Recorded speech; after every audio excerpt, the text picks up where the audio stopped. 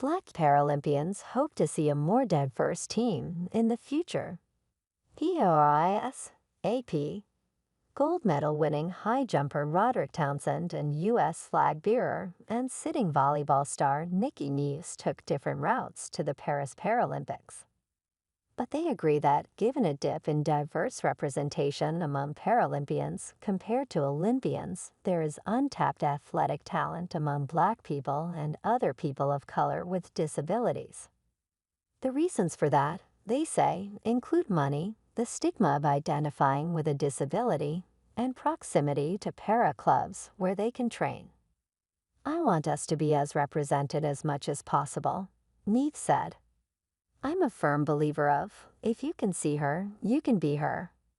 Roster material provided by the U.S. Olympic and Paralympic Committee shows that the percentage of the American Olympic team this year that identified as white was 64%, and that 68.6% of the Paralympic team identified as white.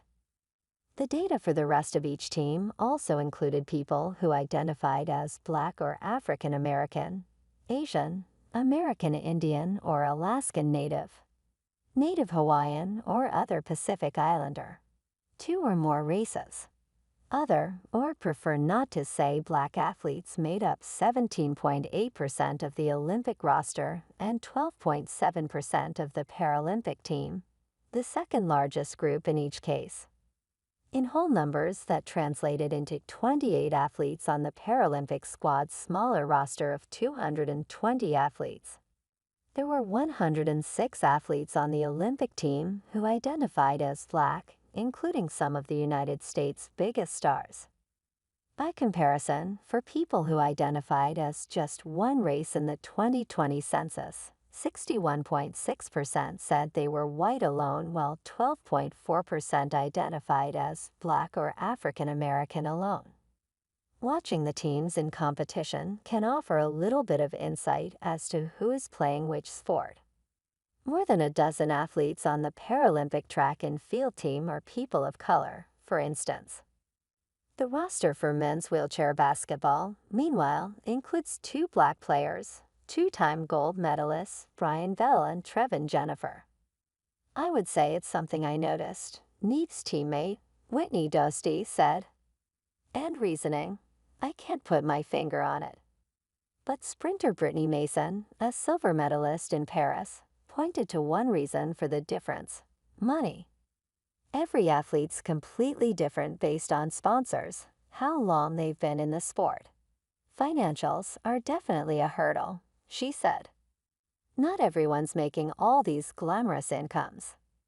Paralympians say they do what they have to do to stay competitive.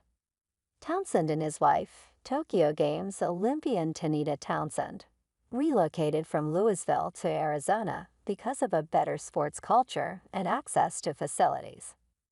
Nieves uses funds from the Challenged Athletes Foundation to cover travel expenses for training related to para competition. In 2017, the Centers for Disease Control estimated that 1 in 4 Black people have a disability. For white people, the number was 1 in 5. And in 2023, a White House briefing document said the highest poverty rate for Black people with disabilities sat at 36%, the highest among any group.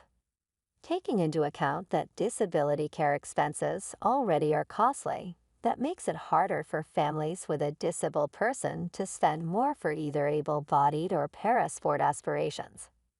AUERTISENENT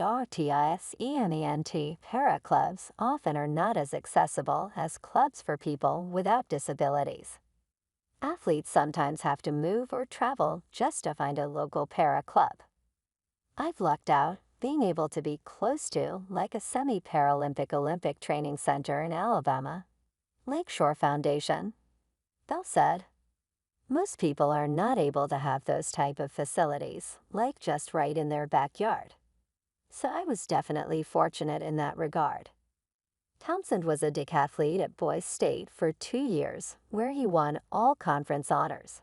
He said the stigma definitely exists in the Black community, the impact of which is a person may feel like they will miss out on opportunities by identifying disability. Nobody would have blamed me if I said, "Hey, I just want to pursue an Olympic career," said Townsend, who has an upper right shoulder impairment after sustaining nerve damage at birth. But he's glad he decided to go the para sport route. "I would have missed out on making so many connections, touching so many lives, and helping so many people had I not stepped aside and looked at the bigger picture." Though Nieves is using her platform to speak out to people of color, there's sometimes not enough opportunity for people from minority communities to realize that parasport is an option.